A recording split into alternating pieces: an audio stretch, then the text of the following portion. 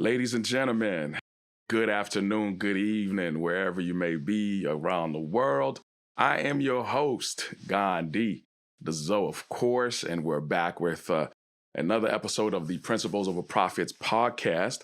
As you know, we are doing a series entitled The Devil in the Details, SaTaN, The Devil's in the Details. We did part one last week, and this week we return with a second segment. A quick recapitulation. Last week, we discussed the idea or the origin of the idea of Satan in the Hebrew Bible.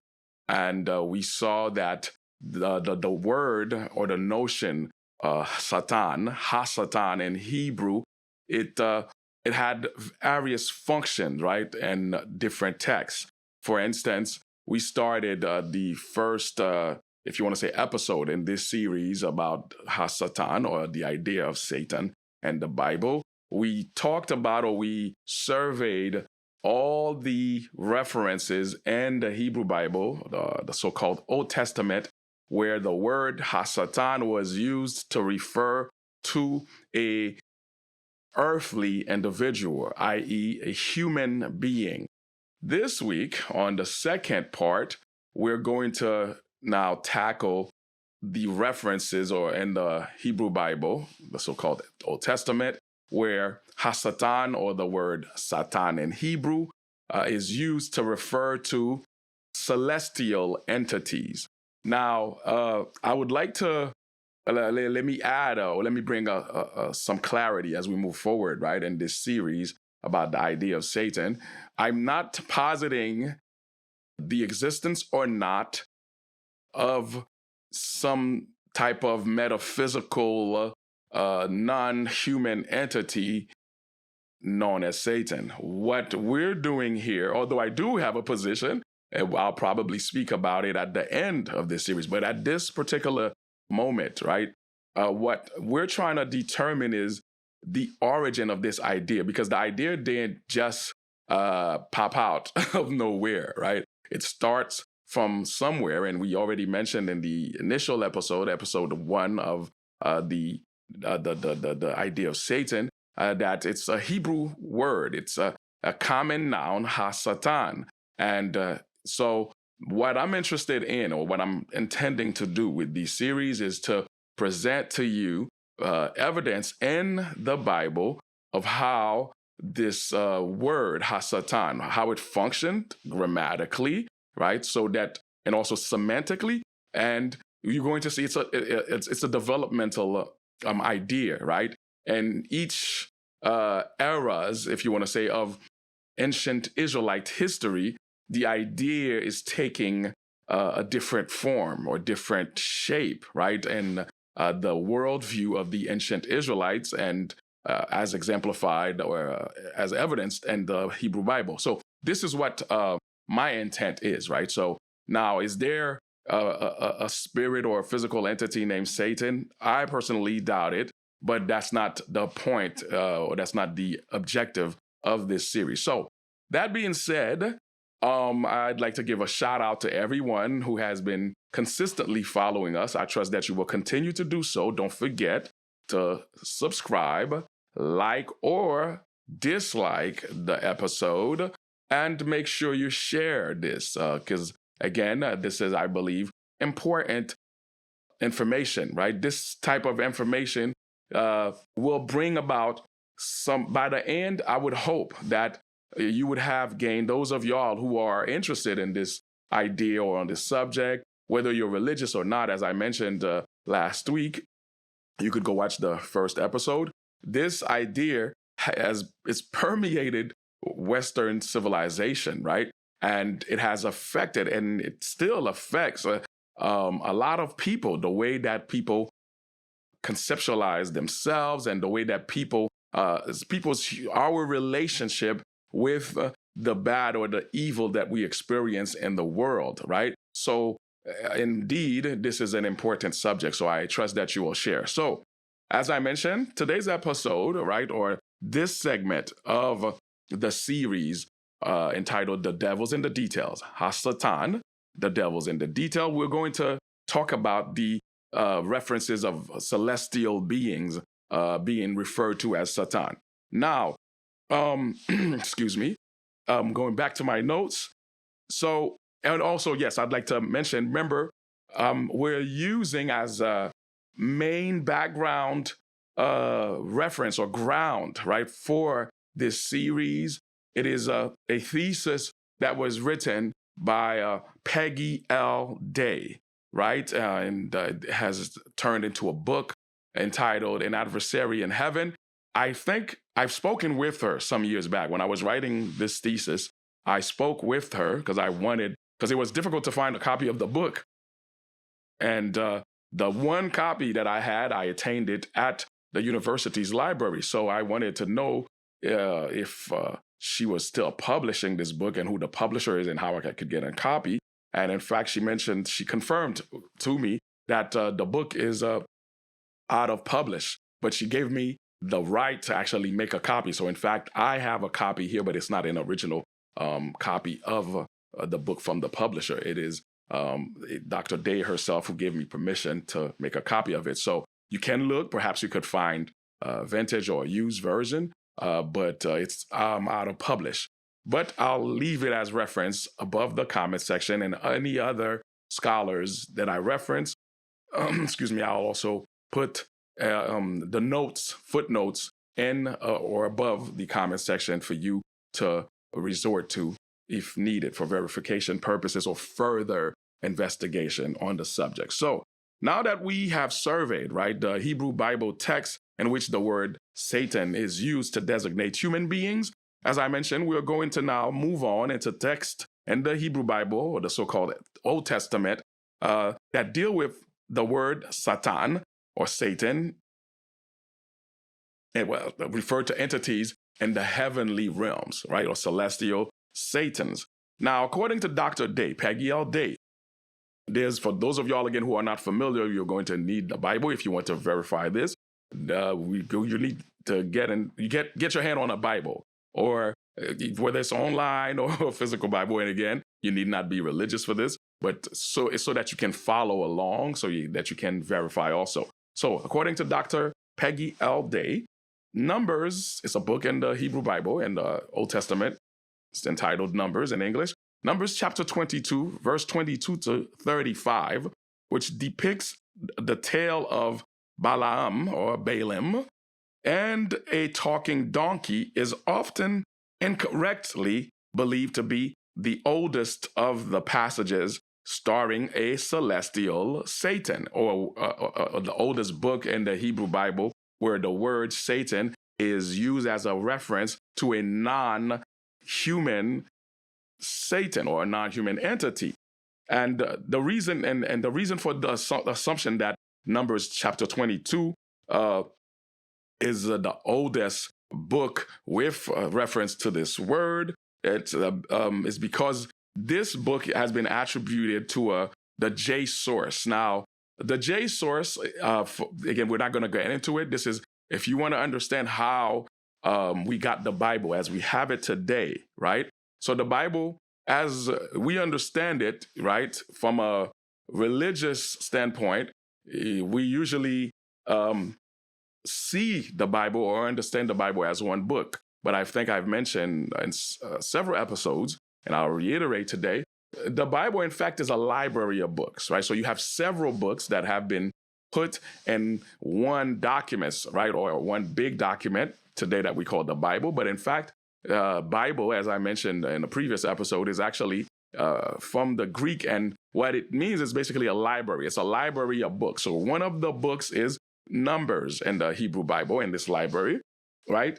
And the way that we got a lot of these books, again, from a religious perspective, we usually believe that the Bible is the Word of God, whether it be Christian, Jews, or even to a certain extent, Muslims. However, I'm not going to deny whether it's the Word of God or not. What I'm going to explain or say to you, the reason I'm going there is because, again, of this J source. I'm trying to explain to you what is meant by the J source. So scholars throughout several centuries, right, who have studied and researched the biblical text have identified, right, um, sections or portions in the text which seems or appear to have different source origins, right? So, as again, I'll reiterate, we in academia, from a scholarly perspective, don't believe that the Bible just fell from heaven, right? Or the Bible was given to Moses or Muhammad, etc., and they penned it or scribed it on tablets, etc., and passed it on.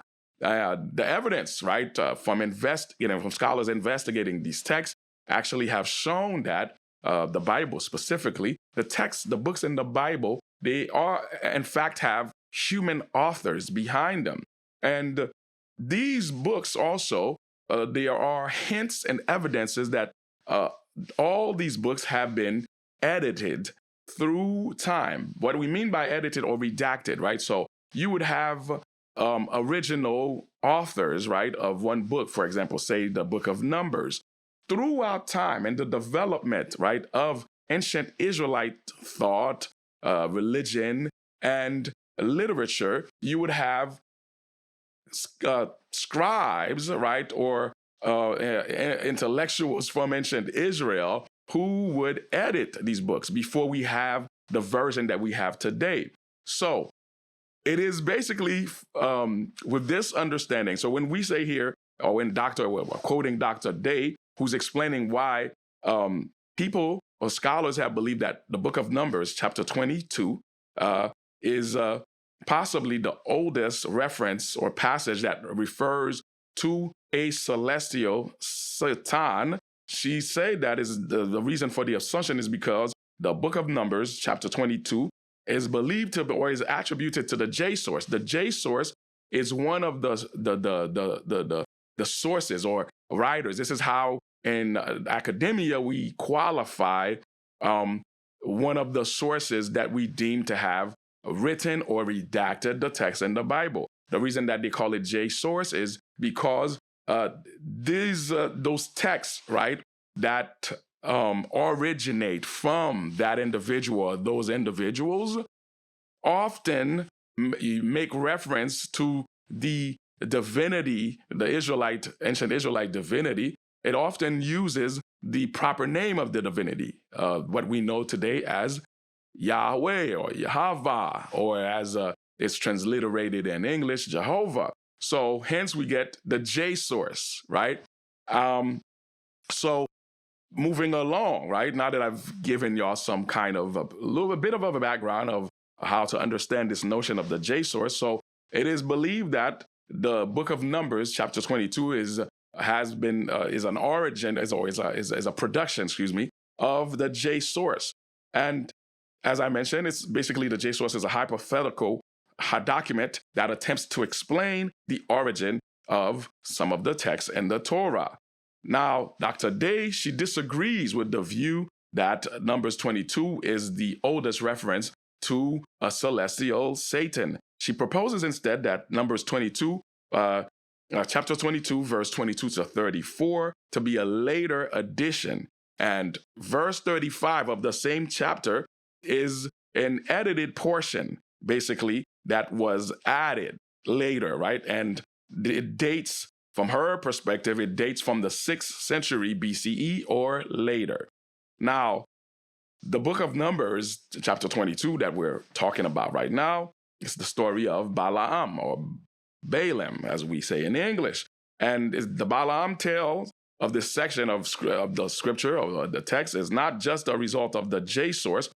She believes that it is also a construction of various sources, including a tradition from the Deir Allah inscription. So the Deir Allah is some manuscripts, right, that has been discovered that corroborates what we have in the Bible, the text that we have in the Bible, but they seem to have very different, if I say, tradition or history, right there. The tradition seems to be somewhat at variance to what we have, to the version of the account that we have in our Bible. So Dr. Day again is saying that this Numbers chapter 22 is it's not just the J source. She doesn't believe that it's just the one entity or a group of entity whom we characterize as the J source. She believes that this book is actually an amalgamation of various sources, including the Deir Allah inscription. This information about the source of the text is relevant. Why? Because it helps understand the meaning of the word SaTaN and the story of Balaam. In the Balaam story, right, that we've been trying to get into, or that we've been trying to talk about, the tale is on, again, chapter 22 of the book of Numbers, verse 22 to 35. There is the Malak Yahweh, right? The Malak Yahweh is what, in your Bible, what you'll see in your English Bibles, or even in your French Bibles, is the angel of the Lord, l'ange de l'éternel in French, right? So Malak in Hebrew is what is translated in English as angel, or ange in French, en français. So in Numbers chapter 22, verse 22 to 35, we have the Malak Yahweh, or the angel of the Lord. And it is said the angel of the Lord is have been dispatched as a SaTaN, or a SaTaN, to Balaam. And because the reason for this, right, is because Balaam was going to do a bidding that was contrary to God's will. So Dr. Day seems to believe that SaTaN in this text is a functional concept and not a mythological figure.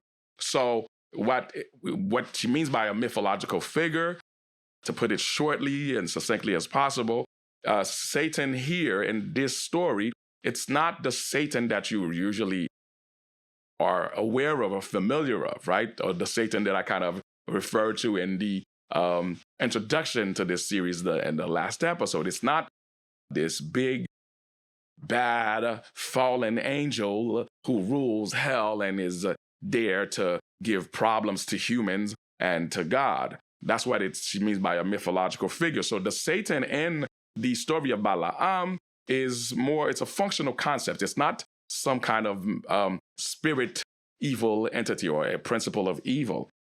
So the word in this passage does not signify a particular entity. That's basically reiterating what I'm saying here, that embodies evil, nor does it refer to a specific office, right? It has the dual meaning of adversary and legal opponent.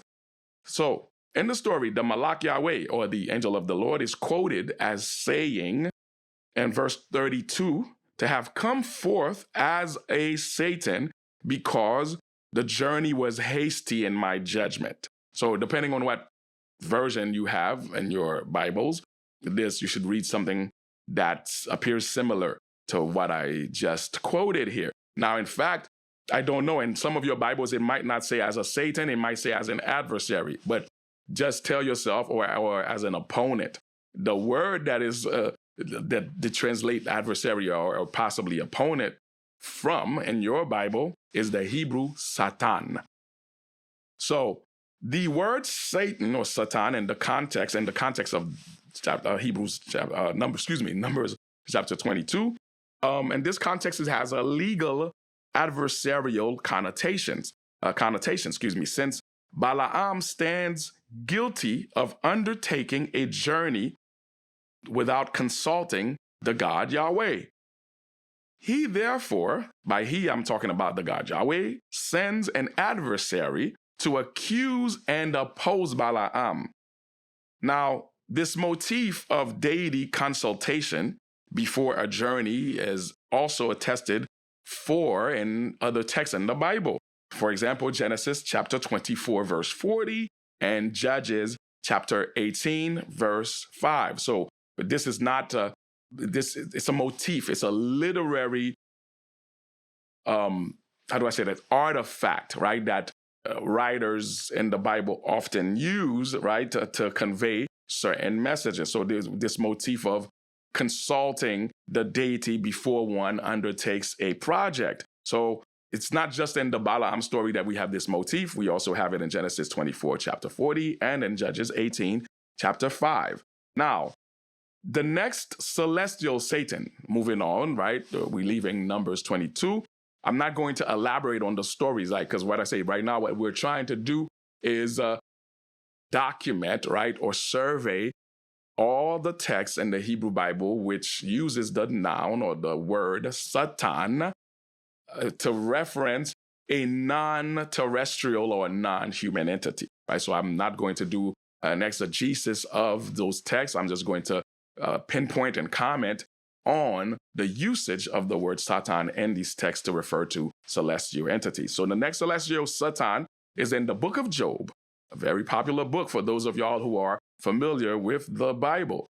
So the book of Job, chapter 1, verse 6 to 13, chapter 2, verse 1 to 7. The story of Job is laden with irony. Now, the authors who wrote that book play with various terms and motifs to bring about this effect of irony.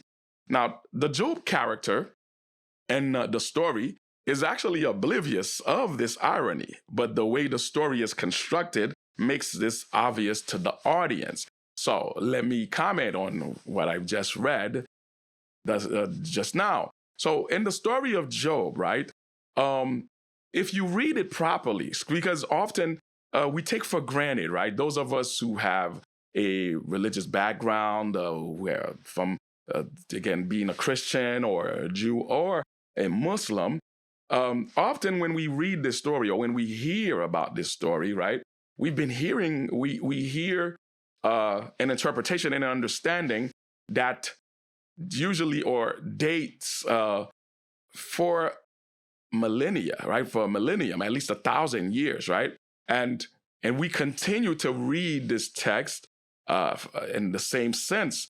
Often we don't take time to pause and to really focus on what we're reading, right? So at times we miss a lot of things that the text, in fact, is, or messages, what I was trying to say, that the text is trying to convey to us. So in this story, what basically we're talking about here in the paper and what I just quoted is that there's a lot of, this story is full of irony, right? And you have to take into consideration as you read this story, the story of Job, that Job is a character in the story, just like similar to watching a movie, right? And you, as the person who's watching the movie or reading this story, you are privy to information often, right? To information that the characters sometimes are not privy to, right? In the movie or story. So it's similar in the Job story. There's plenty of ironies when you take your time to read the story that you will come to notice, right? Because that's the way this text was constructed. But the character Job himself, he's not aware of this, right? So we have to take that into consideration when we read this story. So as mentioned, the character Job is oblivious to the irony. But because the way the story is constructed, we as the audience or the readers, we're aware of this irony. So in order to understand how the SaTaN functions in the book of Job, Dr. Day emphasizes the necessity for the reader to be aware of the disparity between what the audience knows and what the characters of the dialogues know, right? It's basically what I just explained previously. And along with also recognizing the ironic outcome of this disparity, the fact that we're aware of some things, and Job, the character, or even the other characters that are in the story, such as his wife, his friends, etc., they're not aware of this. We are. And to understand the story, Dr. Day is saying that we need to take that into consideration, and we should notice also the effects, right, of this disparity. Basically, the fact that we are privileged to this information and the characters in the story are not. They don't have access to this information or this irony that we are aware of. So this is very important when you're reading the story so that you can gain a deeper understanding of what its authors was trying to convey. Now, the literary setting for the story is in a world of make-believe, where Yahweh summons a divine council to deliberate on the fate of a human, namely Job. By make-believe, we're not saying necessarily that it's false. We're basically what is implied by make-believe is the fact that again, you have to take into consideration being, from our perspective as humans, right? Terrestrials, we live on the planet Earth, particular countries and particular societies, right, etc. This story, though, when you read it, it's not happening necessarily on Earth. At least not the some of the episodes are happening in heaven. It tells you, right? It's in a place. That's why we say in a place of make believe. It's a place that we don't know anything about, especially us, the modern reader. Or we technically don't have any idea of this heavenly realm, right? That some of the events in this story is taking place in, right? So that's why she mentioned that this story is happening in the world of make-believe, where Yahweh, in fact, summons a divine council. So the divine council, again, is a group of divine entities, right? That necessarily, in academia, we realize that the gods, right? There were gods that Yahweh is the chief God. He is the king of all the gods. And this is his counsel. At times, when Yahweh is going to take certain decisions, Yahweh convenes this council. So this is what's happening in the story of Job. Yahweh convenes or summons the divine council because he's going to deliberate about the fate of Job. Now, the other principal actor in the story, apart from Job and God, Yahweh, is the SaTaN. Generally, students or readers of the book of Job have understood the interaction between God and the SaTaN as a wager, right? So as if there's a bargaining happening between Satan and God. However, Dr. Day suggests that Job's suffering are not initiated by some cruel bet. Instead, it serves as an exhibit in a trial where Yahweh is attempting to exonerate himself from accusations by the SaTaN. And the SaTaN, basically in the story, he's accusing Yahweh, in fact, of perpetrating, my apologies, of perpetrating a perverse world order. Basically, the SaTaN is, it's funny, right? Because again, if you come from the traditional, Christian or the common Christian tradition, or even the Judaic or Jewish tradition, actually the Abrahamic tradition in general, this should sound funny to you, right? What? Satan is judging God, right? So what's happening from Dr. Day's perspective, right? And I also share this perspective, having, studied, this subject and having studied the book of Job and the Hebrew context, etc. I agree with her conclusion. So there's a trial happening in heaven, right? And meanwhile, Job's life is whatever's happening on earth is happening. Job's life is carrying on. But there's a trial happening, whereas Job is going to play a role in this trial without knowing. And this is part of what the irony is, right? So Yahweh convenes the divine council, the gods, and SaTaN, the SaTaN, he's part of the trial. And in fact, he's the DA, I would say to y'all, in the trial. And it's Yahweh in a sense. He's basically accusing of that Yahweh is not running the world properly, right? So Yahweh now is going to use, if you want to say, Job to exonerate himself from such accusations. And Dr. Day continues and she says, it is as if the Satan is questioning God's wisdom, right? Does he denies that a human, and what is he denying? He's denying that a human can truly be said to be righteous for righteousness' sake. Because if you read the story properly, and also if you understand ancient, if you say Hebrew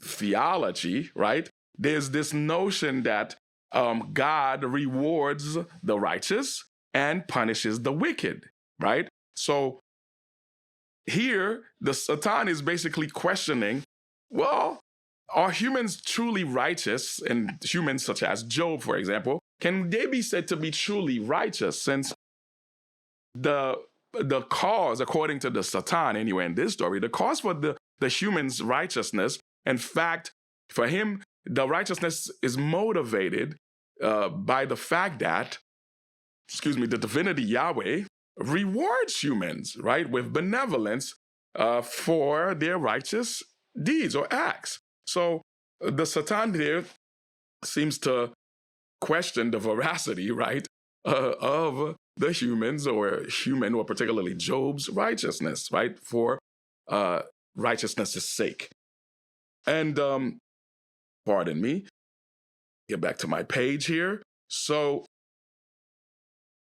Job's calamities, and according to Dr. Day, they're events in God exhibiting the wisdom of his management of the world.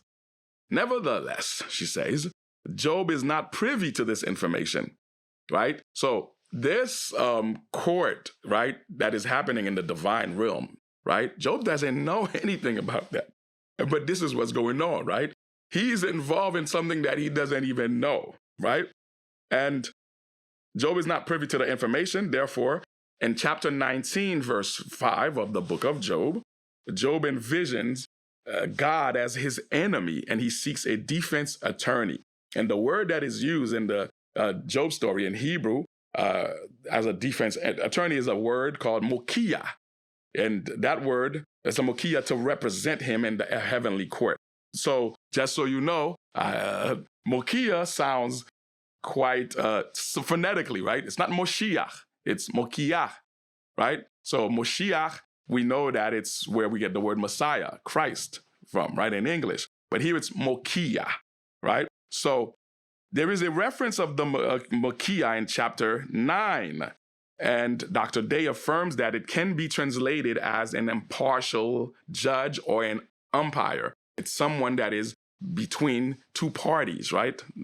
To level the field. That's what the term Mokia, at least in chapter 9 in the Hebrew, implies, as in Dr. Day's readings. And she asserts, that nonetheless, the Mokia should be understood as a purveyor of truth.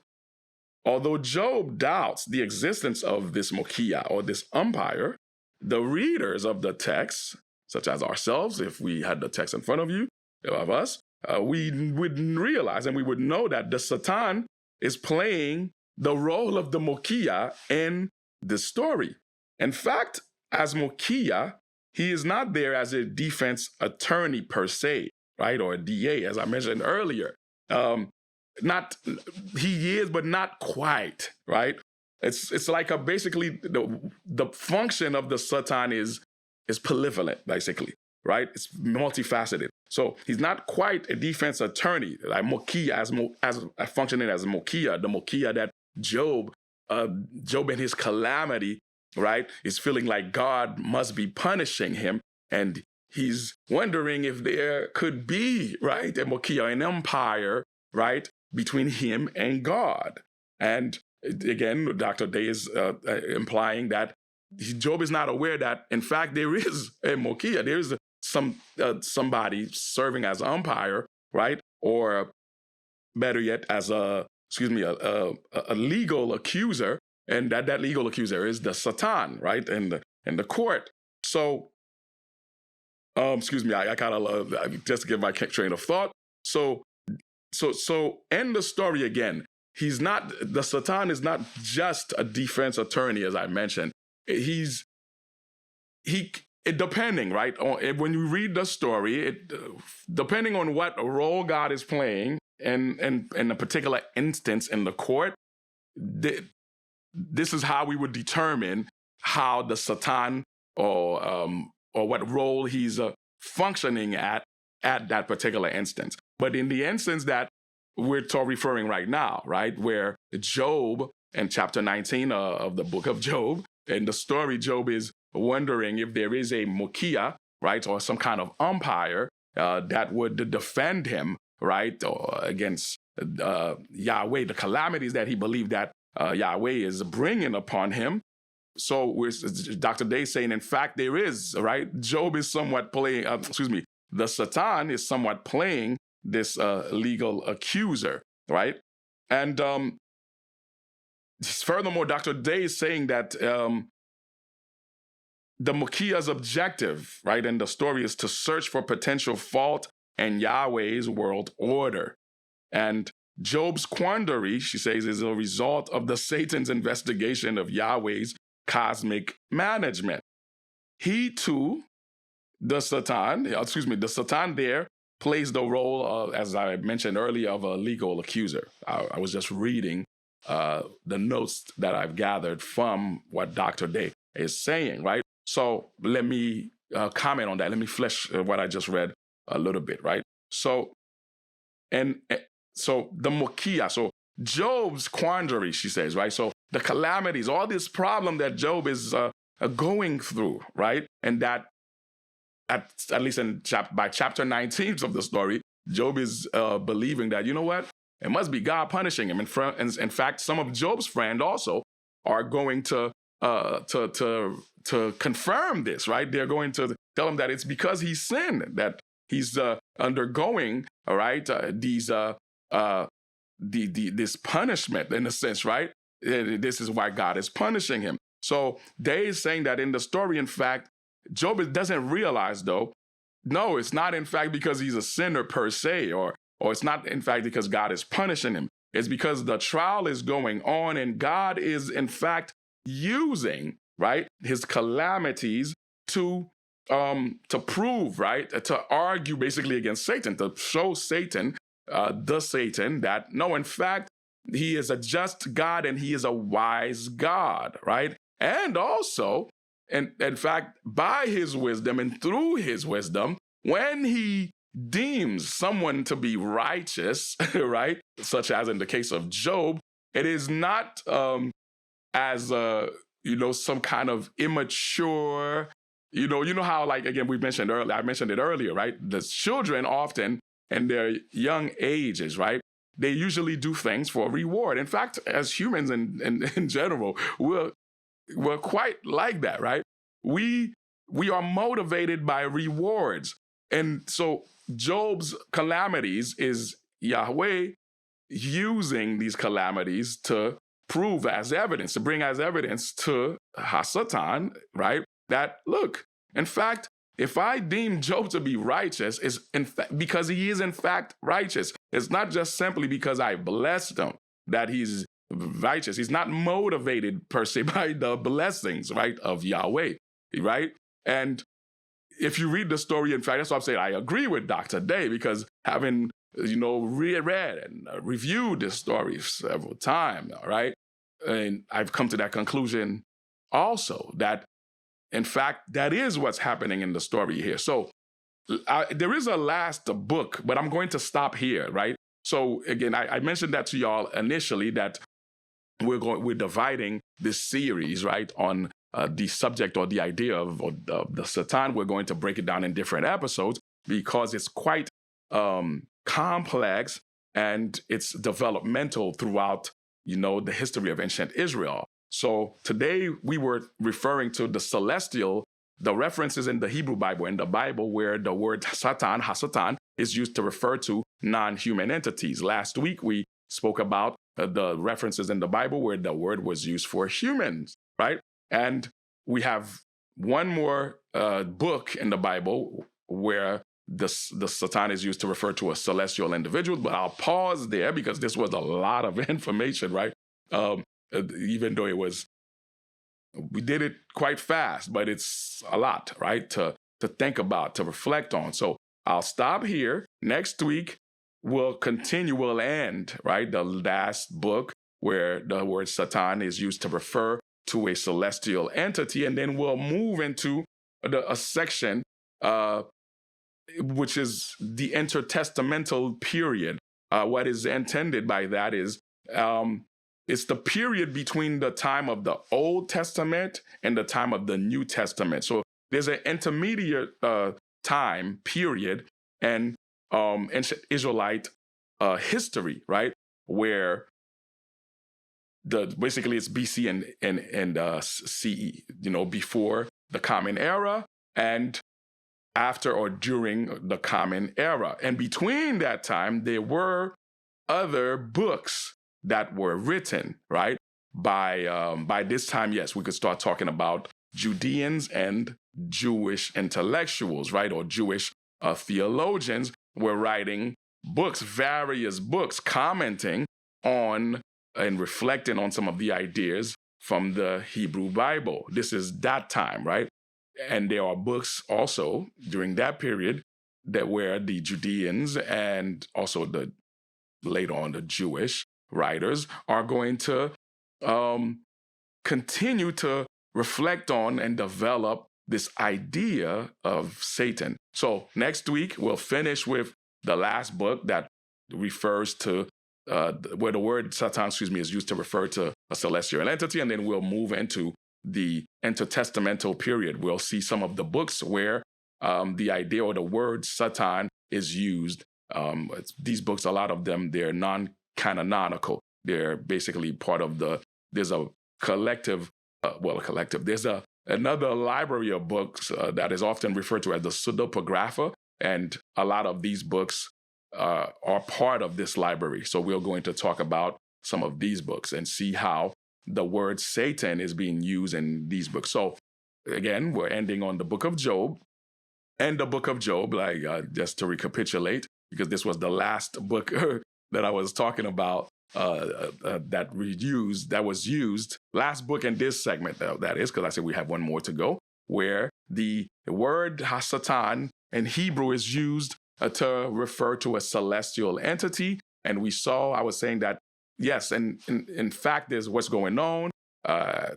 According to Dr. Peggy in the book of Job, there's a court. I mean, this is what's happening in the story, but her research on this notion, this is the interpretation that she has, and I corroborate and I'm affirming it in this episode, is that in the book of Job, what's happening there, in at least in the introductory chapters, there's basically the divinity Yahweh convenes, he summons, the divine council, because the court is going to be in session. SaTaN, who is the SaTaN? We don't know, because the story doesn't actually say exactly who the entity is. But there, the word SaTaN is a function, right?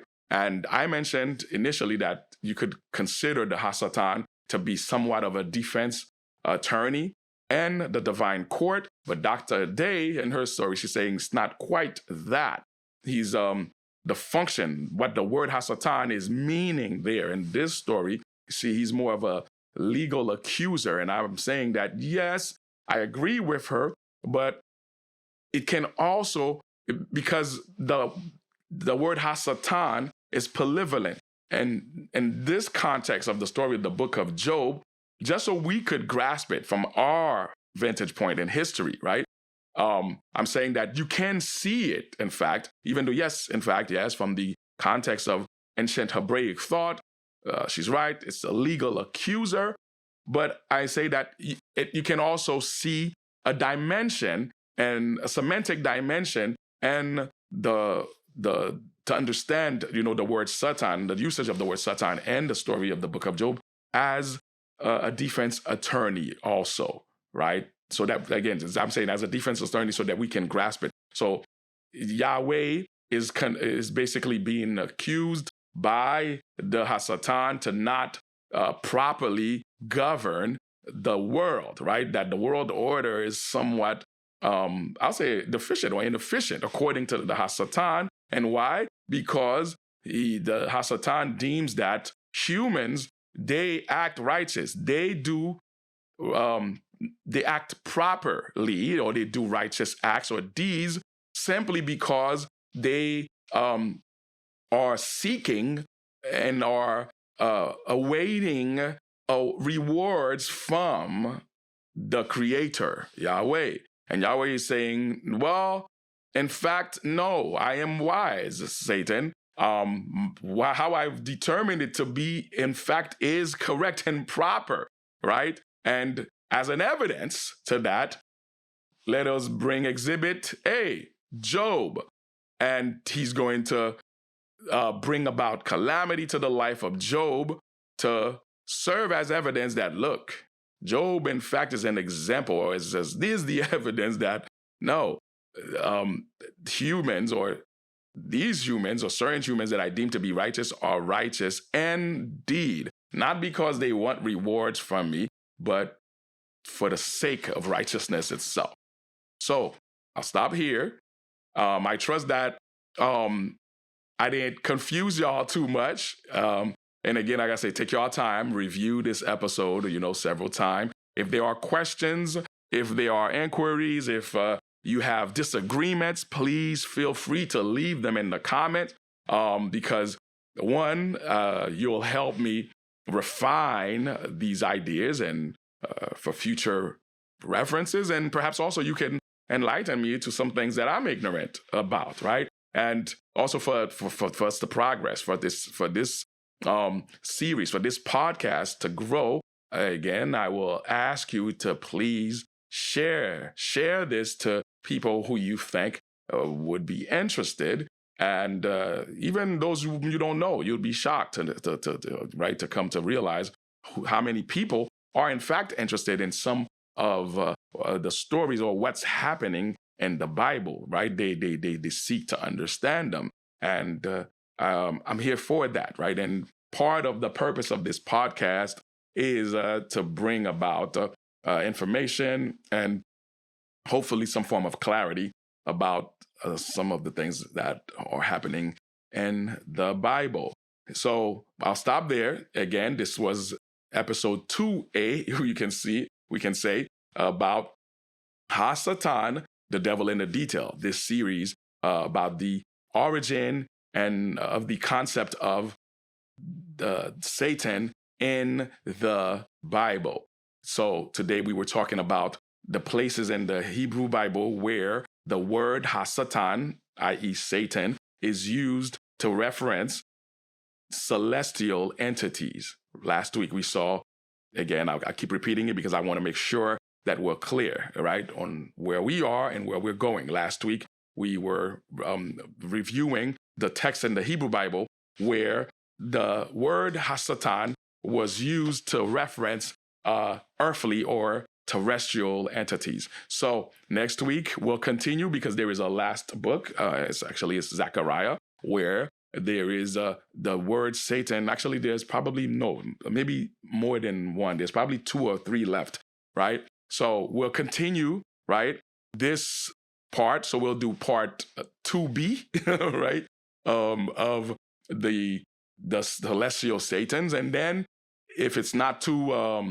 if it's not too dense, and we'll continue, we'll move on to the intertestamental period, right? The period between the composition and canonization of what we know as the Hebrew Bible, Old Testament, and the development of the New Testament. Between those 2 periods, there are books also that are written and that are there and that make usage or that develops this notion of Satan. So we'll see how this idea anyway is evolving or functioning during that time. So I'm Gandhi the Zoe. I thank you again for indulging me. Like, subscribe, share. Peace.